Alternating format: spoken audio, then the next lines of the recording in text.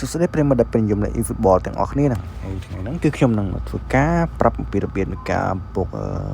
កាត Vinci Junior សម្រាប់កាតមួយនឹងដែរបើសិនជាអ្នកនរគ្នាមានសម្រាប់លេង rank គឺអែមមែនតែនកាតហ្នឹងណាប្រយុទ្ធកណ្ដាលអែមអ្នកនរគ្នា Vinci Junior ហ្នឹងបើសិនអ្នកនរគ្នាមានដាក់លេងទៅគ្នាសម្រាប់ play style គឺ Rumin Flag ក៏ Rumin Flag ហ្នឹងគឺអែមល្អអ្នកនរគ្នាសម្រាប់ប្រយុទ្ធគឺ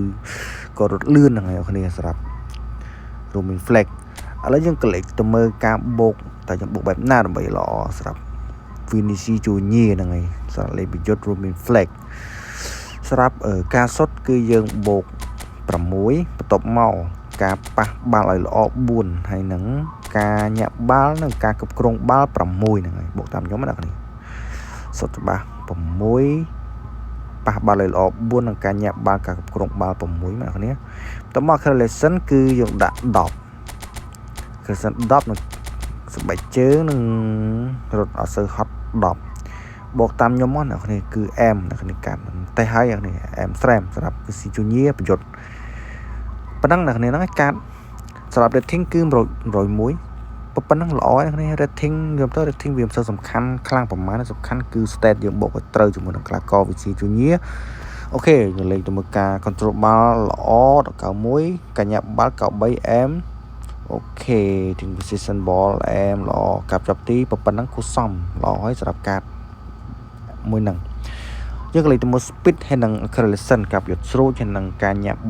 កាប់យុទ្ធស្រូចហើយនឹងការលឿនគឺ m គឺកប់ហើយនៅគ្នាប៉ុណ្ណឹង99 acceleration 98យុទ្ធស្រូច m ហើយអូខេលេខយើងក៏លេខមកមើល balance ល្អ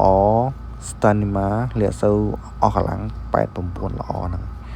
អាចយកបូកបានអានេះគឺល្អអាចលេង rank បានកប់សេរីអានេះបូកតាមខ្ញុំមកប៉ុណ្ណឹងមកគឺលេង rank ឆ្ងាញ់អានេះ rating 101ហ្នឹងហើយបើសម្រាប់គ្រូគឺយើងប្រើគ្រូនេះក៏ល្អដែរបើសិនជាមានណាគ្រូប្រាំងណានេះអែមស្រែមកប់ចឹងសម្រាប់បងប្អូនដែលមានតម្រូវការចង់លក់ account ឬក៏ចង់តែ account អាច join ជាមួយនឹង link Telegram ដែលខ្ញុំដាក់នៅក្នុង profile បានចឹងសម្រាប់បងប្អូនដែលត្រូវការ account ទូថ្លៃអីឬក៏ចែករំលែកចំណេះដឹងផ្សេងៗអីមាននៅក្នុងក្រុម Telegram ទាំងអស់ចឹងហ្នឹងហើយអ្នកនេះកុំភ្លេចជួយ join ក្នុងក្រុមនេះម្នាក់មួយដើម្បីទទួលបានព័ត៌មានថ្មីៗក៏ដូចជាមាន account ទូថ្លៃសម្រាប់បងប្អូនអ្នកគ្នាលេងហ្នឹងហើយអរគុណច្រើនអ្នកគ្នា